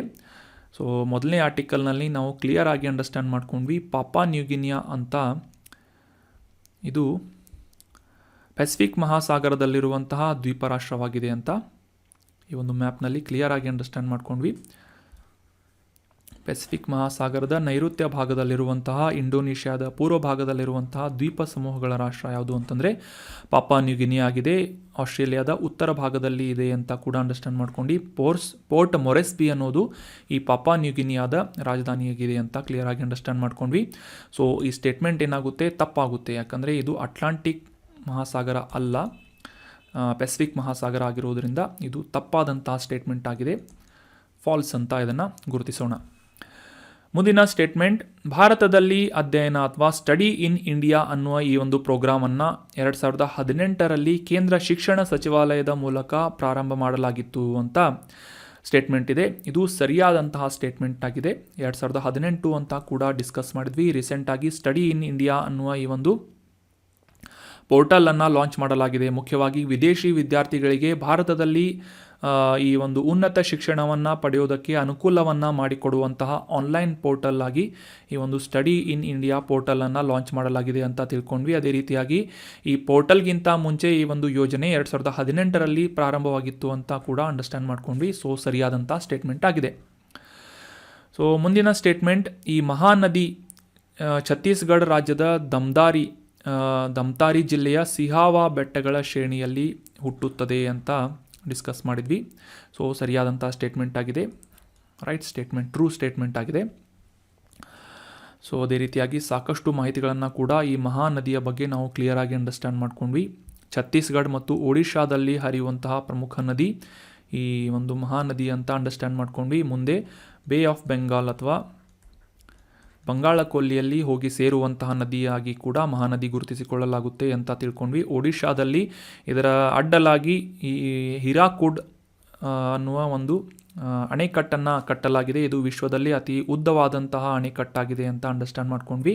ಅದೇ ರೀತಿಯಾಗಿ ಮಹಾರಾಷ್ಟ್ರ, ಛತ್ತೀಸ್ಗಢ, ಮಧ್ಯಪ್ರದೇಶ್, ಜಾರ್ಖಂಡ್ ಈ ರೀತಿಯಾದಂತಹ ಇತರ ರಾಜ್ಯಗಳಲ್ಲೂ ಕೂಡ ಇದರ ಡಿಸ್ಟ್ರಿಬ್ಯೂಟರ್ಸ್ಗಳು ಅಥವಾ ಇದರ ಟ್ರಿಬ್ಯೂಟರೀಸ್ಗಳು ಅಥವಾ ಈ ಒಂದು ಉಪನದಿಗಳನ್ನು ನಾವು ಕಾಣಬಹುದಾಗಿದೆ. So that was about detailed information of Mahanadi. So ಈ ಸ್ಟೇಟ್ಮೆಂಟ್ ಏನಾಗುತ್ತೆ, ಸಿಹಾವಾ ಬೆಟ್ಟಗಳಲ್ಲಿ ಛತ್ತೀಸ್ಗಢದಲ್ಲಿ ಹುಟ್ಟುವಂತಹ ನದಿ ಮಹಾನದಿಯಾಗಿದೆ. ಸರಿಯಾದಂಥ ಸ್ಟೇಟ್ಮೆಂಟ್ ಆಗಿದೆ. ಮುಂದಿನ ಸ್ಟೇಟ್ಮೆಂಟ್, ಇನ್ ಸ್ಪೇಸ್ ಅನ್ನೋದು ಬಾಹ್ಯಾಕಾಶ ಇಲಾಖೆ ಅಥವಾ ಡಿಪಾರ್ಟ್ಮೆಂಟ್ ಆಫ್ ಸ್ಪೇಸ್ನಿಂದ ಸ್ವಾಯತ್ತ ಏಜೆನ್ಸಿಯಾಗಿ ಕಾರ್ಯನಿರ್ವಹಿಸುವಂತಹ ಸಿಂಗಲ್ ವಿಂಡೋ ಇಂಡಿಪೆಂಡೆಂಟ್ ನೋಡಲ್ ಏಜೆನ್ಸಿಯಾಗಿದೆ ಅಂತ ನಾವು ಅಂಡರ್ಸ್ಟ್ಯಾಂಡ್ ಮಾಡ್ಕೊಂಡಿದ್ವಿ. ಸೊ ಇದು ಕೂಡ ಸರಿಯಾದಂತಹ ಸ್ಟೇಟ್ಮೆಂಟ್ ಆಗಿದೆ. ಇನ್ಸ್ಪೇಸ್ ಬಗ್ಗೆ ಡೀಟೇಲ್ ಆದಂತಹ ಮಾಹಿತಿಯನ್ನು ಅಂಡರ್ಸ್ಟ್ಯಾಂಡ್ ಮಾಡ್ಕೊಂಡ್ವಿ. ಏನು ಅಂತಂದರೆ ಯಾವ ರೀತಿಯಾಗಿ ಇಸ್ರೋ ಒಂದು ಸರ್ಕಾರಿ ಕಂಪನಿಯಾಗಿದೆ, ಅದೇ ರೀತಿಯಾಗಿ ಈ ಒಂದು ಖಾಸಗಿ ಕಂಪನಿಗಳನ್ನು ಕೂಡ ಈ ಬಾಹ್ಯಾಕಾಶ ಸಂಶೋಧನೆಯಲ್ಲಿ ತೊಡಗಿಸುವಂತೆ ಪ್ರೋತ್ಸಾಹವನ್ನು ನೀಡುವಂತೆ ಮತ್ತು ಇಸ್ರೋದಿಂದ ಎಸ್ಟಾಬ್ಲಿಷ್ ಮಾಡಲಾದಂತಹ ಮೂಲ ಸೌಕರ್ಯಗಳನ್ನು ಅವುಗಳ ಒಂದು ಸೌಲಭ್ಯವನ್ನು ಪಡೆಯಲು ಅನುಕೂಲ ಮಾಡಿಕೊಡುವಂತೆ ಪ್ಲ್ಯಾಟ್ಫಾರ್ಮ್ ಆಗಿ ಅಥವಾ ಒಂದು ವೇದಿಕೆಯಾಗಿ ಇನ್ಸ್ಪೇಸ್ ಅನ್ನುವ ಸಂಸ್ಥೆಯನ್ನು ಲಾಂಚ್ ಮಾಡಲಾಗಿದೆ ಅಥವಾ ಸ್ಥಾಪನೆ ಮಾಡಲಾಗಿದೆ ಅಂತ ಅಂಡರ್ಸ್ಟ್ಯಾಂಡ್ ಮಾಡ್ಕೊಂಡ್ವಿ. ಇತ್ತೀಚೆಗೆ ಇನ್ಸ್ಪೇಸ್ನಿಂದ ಈ ಒಂದು ಟಾಟಾ ಪ್ಲೇ ಅನ್ನುವ ಈ ಒಂದು ಡೈರೆಕ್ಟ್ ಟು ಹೋಮ್ ಕಂಪನಿಗೆ ಒಂದು ಅದರ ಒಂದು ಸಂವಹನವನ್ನು ಕಮ್ಯುನಿಕೇಷನ್ ಎಸ್ಟಾಬ್ಲಿಷ್ ಮಾಡುವಂತಹ ಅದರ ಇಂಪ್ರೂವ್ ಮಾಡುವಂಥ ನಿಟ್ಟಿನಲ್ಲಿ GSAT-24 ಅನ್ನುವ KU ಬ್ಯಾಂಡ್ ಟ್ರಾನ್ಸ್ಪಾಂಡರ್ಸ್ಗಳನ್ನು ಅಳವಡಿಸಿದಂತಹ ಒಂದು ಸ್ಯಾಟಲೈಟನ್ನು ಲಾಂಚ್ ಮಾಡಲಾಯಿತು ಅಂತ ನಾವು ಅಂಡರ್ಸ್ಟ್ಯಾಂಡ್ ಮಾಡ್ಕೊಂಡು GSAT ಅಂತ ಜಿಯೋ ಸಿಂಕ್ರನಸ್ ಸ್ಯಾಟಲೈಟ್ ಅಂತ ಇದನ್ನು ಲಾಂಚ್ ಮಾಡಲಾಯಿತು ಅಂತ ತಿಳ್ಕೊಂಡ್ವಿ. ಅದನ್ನು ಇನ್ಸ್ಪೇಸ್ ಅನ್ನುವ ಸಂಸ್ಥೆಯಿಂದ ಲಾಂಚ್ ಮಾಡಲಾಗಿದೆ ಅಂತ ಕೂಡ ತಿಳ್ಕೊಂಡ್ವಿ. ಇನ್ನು ಮುಂದಿನ ಸ್ಟೇಟ್ಮೆಂಟ್, ಈ ಸತ್ಯಮಂಗಲಂ ಹುಲಿ ಸಂರಕ್ಷಿತ ಪ್ರದೇಶ ಇದು ತಮಿಳುನಾಡಿನ ಈರೋಡ್ ಜಿಲ್ಲೆಯಲ್ಲಿರುವಂತಹ ನೀಲಗಿರಿ ಬಯೋಸ್ಫಿಯರ್ ಭಾಗವಾಗಿರುವಂತಹ ಮತ್ತು ಪೂರ್ವ ಮತ್ತು ಪಶ್ಚಿಮ ಘಟ್ಟಗಳ ಜಂಕ್ಷನ್ ಪ್ರದೇಶದಲ್ಲಿರುವಂತಹ ಸಂಗಮ ಪ್ರದೇಶದಲ್ಲಿರುವಂತಹ ಒಂದು ಸಂರಕ್ಷಿತ ಪ್ರದೇಶವಾಗಿದೆ ಅಂತ ತಿಳ್ಕೊಂಡ್ವಿ. ಸೊ ಇದು ಕೂಡ ಸರಿಯಾದಂತಹ ಸ್ಟೇಟ್ಮೆಂಟ್ ಆಗಿದೆ. The statement is true. So that was all about today's discussion.